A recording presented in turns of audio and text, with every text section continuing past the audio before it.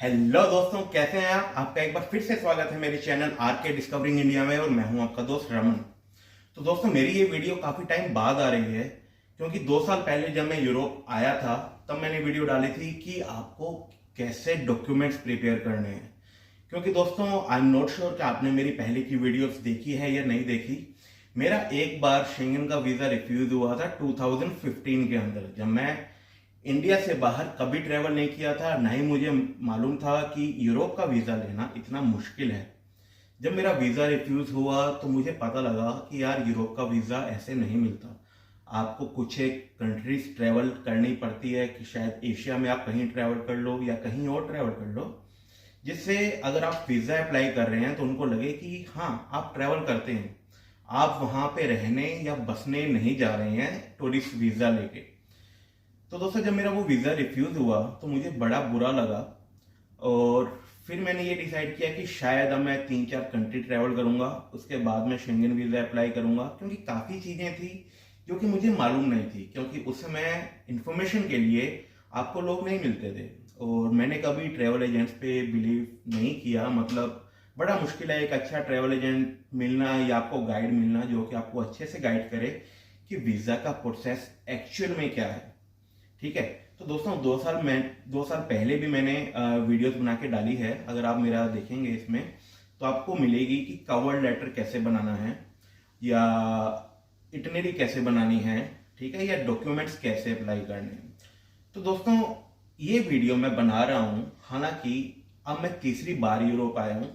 2015 में यूरोप का visa refuse होने के बाद मैं पहली बार यूरोप आया 2019 के अंदर, जब मेरे को वीजा मिला 3 महीने का मल्टीपल एंट्री। उसके बाद मैं यूरोप आया 22 के अंदर, तब उन्होंने मेरे को दिया 1 साल का वीजा। तो दोस्तों, अब आपको बड़े मजे की बात बताने वाला हूं। ये रहा मेरा पासपोर्ट और इस बार जो मेरा वीजा लग के आया है यूरोप का, वो लग के आया है सीधा ही 5 साल का। जी हाँ दोस्तों, इस बार मेरे को यूरोप ने 5 साल का वीजा दे दिया सीधा एक साथ ही। कह रहा भाई तू बार बार जाता रहता है, तो 5 साल का वीजा ले ले। तो दोस्तों, मैं आपको इस वीडियो में ये इंफॉर्मेशन देना चाहूंगा कि 5 साल का वीजा कैसे लग गया मेरा। काफी लोगों को विश्वास नहीं होगा कि टूरिस्ट वीजा यूरोप का 5 साल का। दोस्तों, जब मेरा ये वीजा लग के आया 2 महीने पहले, तो पूरे इंडिया भर में ही कुछ गिने चुने लोग थे जिनका ये वाला वीजा लगा था। पहली बात तो ये है कि यूरोप कोई फ्रीक्वेंट ट्रैवल करता नहीं है टूरिज्म के लिए, क्योंकि बहुत महंगा पड़ता है।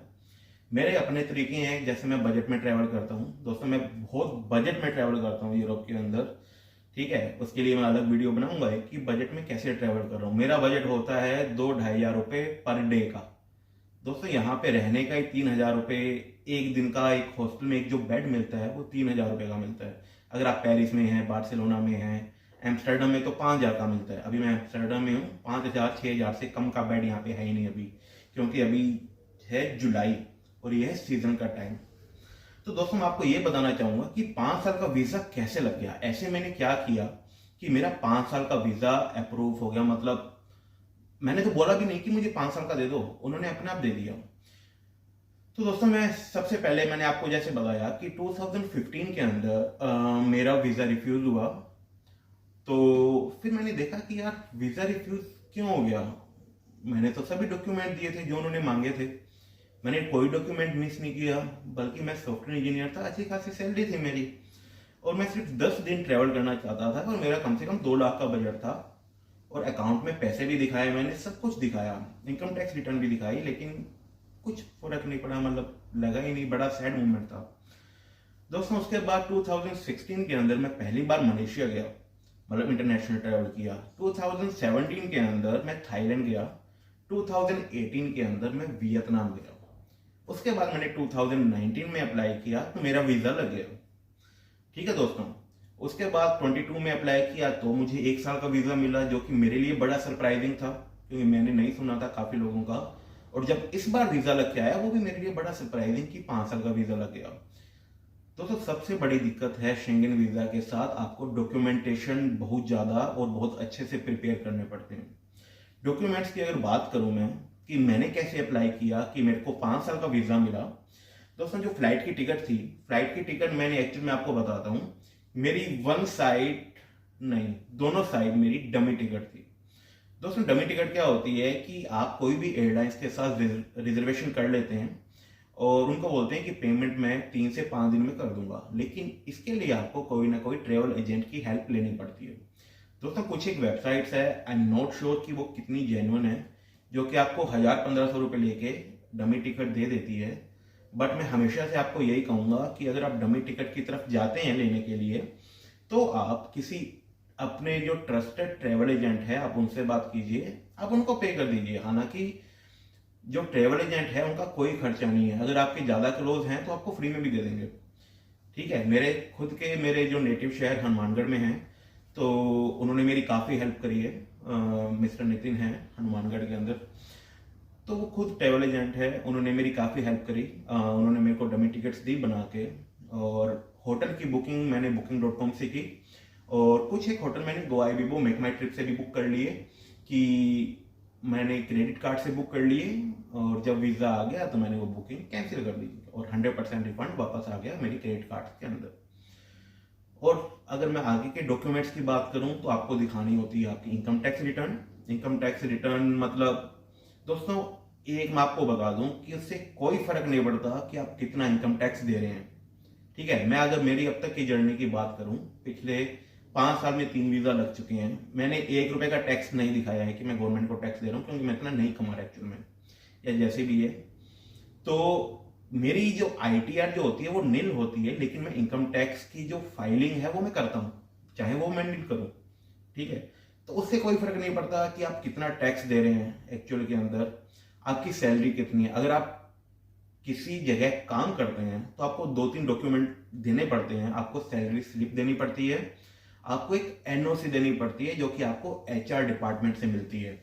उसमें लिखा होता है कि आप इस कंपनी में इस तारीख से काम कर रहे हैं और इस तारीख से इस तारीख तक आपकी हॉलीडेज अप्रूव हो चुकी है, और इस तारीख को ये जो पर्सन है हमारे पास वापस ज्वाइन करेगा।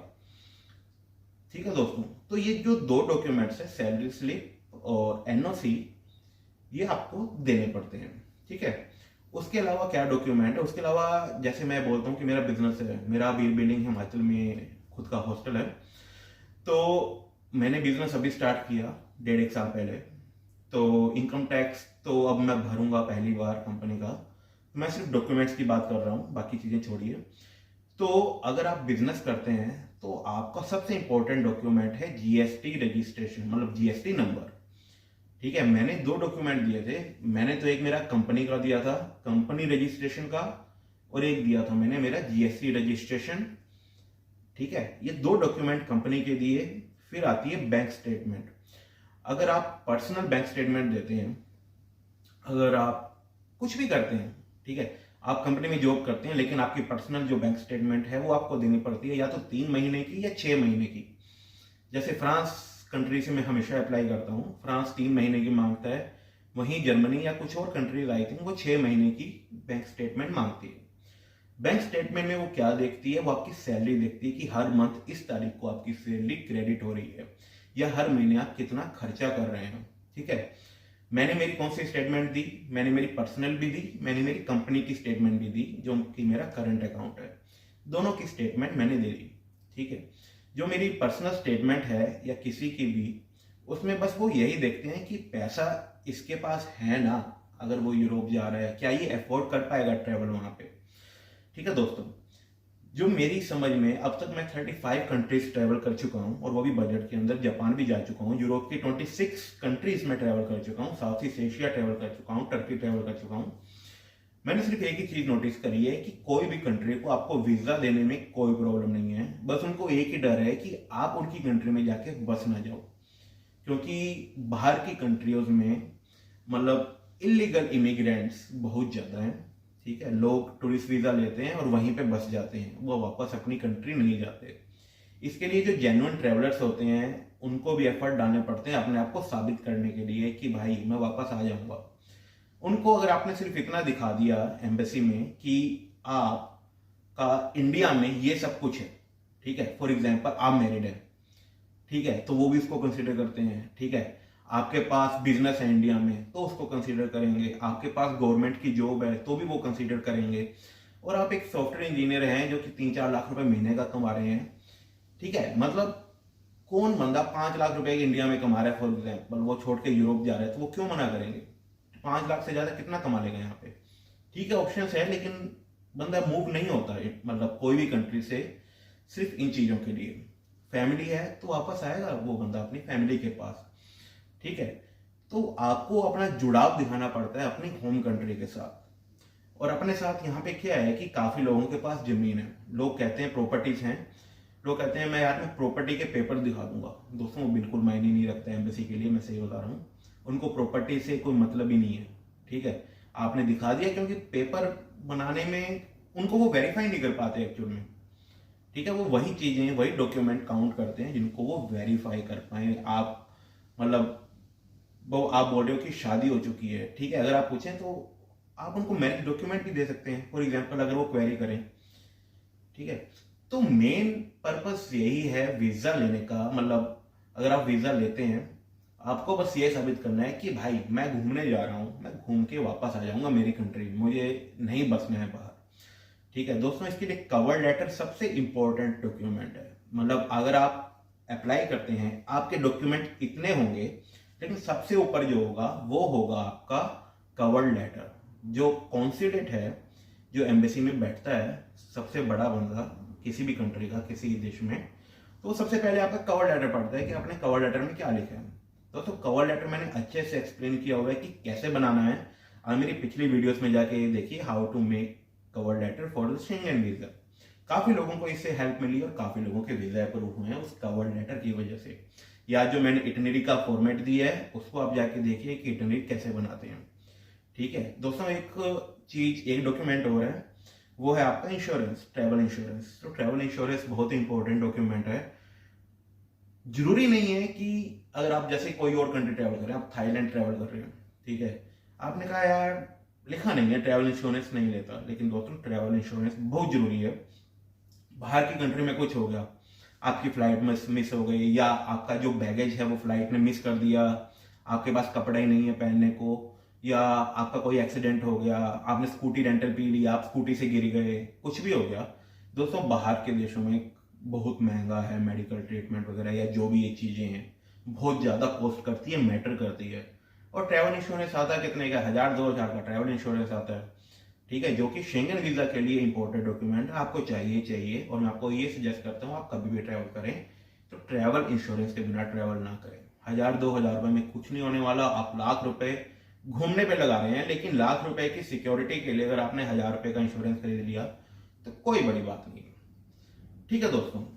तो मैं आपको ये बताना चाहता हूं कि मेरे को जो 5 साल का वीजा मिला वो इन्हीं डॉक्यूमेंट्स के ऊपर मिला है। मैंने कुछ अलग से नहीं लिखा, सिर्फ कवर लेटर के अंदर मैंने सिर्फ मेंशन किया like I would appreciate if you give me a long validity visa, okay, कि आप मुझे थोड़ी सी लंबी वैलिडिटी का वीजा दोगे तो मुझे अच्छा लगेगा। मैंने सिर्फ ये लिखा, मैंने नहीं बोला मुझे 2 साल का वीजा दो, मुझे 5 साल का वीजा दो, ठीक है। उन्होंने मेरी प्रोफाइल चेक करी कि हाँ ये बंदा 2019 में गया था, ये 64 डेज ट्रेवल करके आया, वापस आ गया।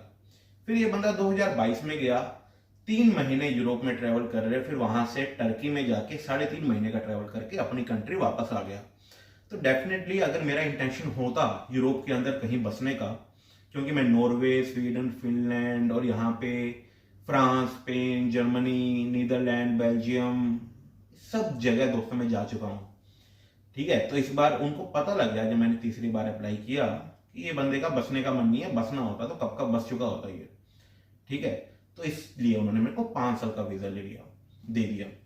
और आपको इसके लिए अलग से कुछ करने की जरूरत नहीं है, सिर्फ आपको अपनी प्रोफाइल अच्छी बनानी है, सिंपल रखनी है। उनको ऐसा भी नहीं लगना चाहिए कि यार क्या फालतू के डॉक्यूमेंट दे दिए इसने, इस डॉक्यूमेंट की तो जरूरत भी नहीं थी।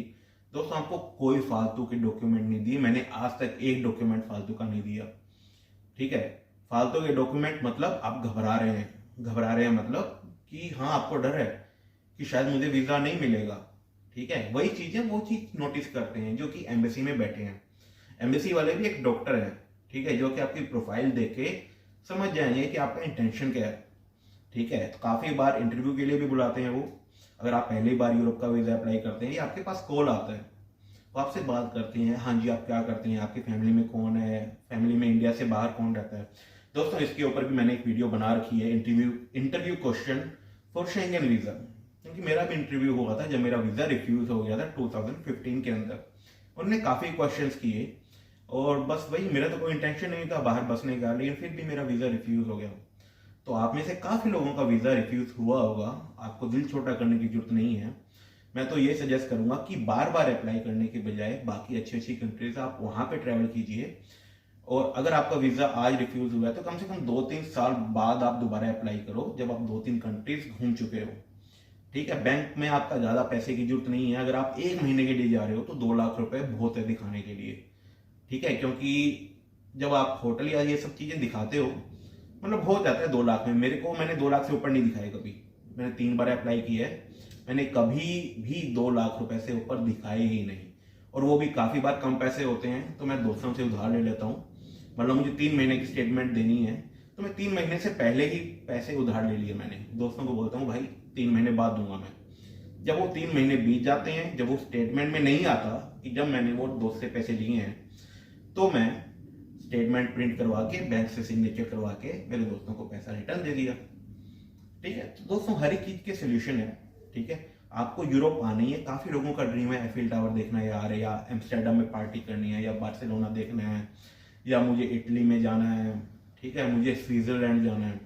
दोस्तों आप जाइए, दुनिया घूमिए, दुनिया बहुत खूबसूरत है। ठीक है, लेकिन डॉक्यूमेंट्स आपके अच्छे होने चाहिए, सिंपल सी बात है। ठीक है, तो दोस्तों ये थी कहानी। मेरे 3 वीज़ा मैं आपको दिखा देता हूँ, इसी पासपोर्ट पे लगे हुए हैं। ये मेरा पहला वीज़ा है, ये मेरा दूसरा वीज़ा है,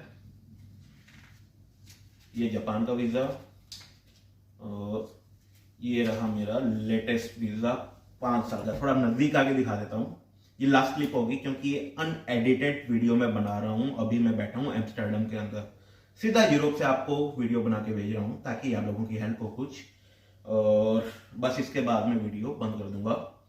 और बाकी जुड़े रहिए, सब्सक्राइब कर लीजिए चैनल को, क्योंकि डेफिनेटली कुछ अच्छी इन्फॉर्मेशन मैं देने वाला हूँ इस ट्रिप के ऊपर। और मैं कोशिश करूंगा मेरी तरफ से कि आपको पूरी information budget travel plus visa के ऊपर कोई हेल्प चाहिए हो तो आपको मिल पाए। तो आपको मैं दिखाने वाला हूँ, बस ये थोड़ा सा क्लोजअप।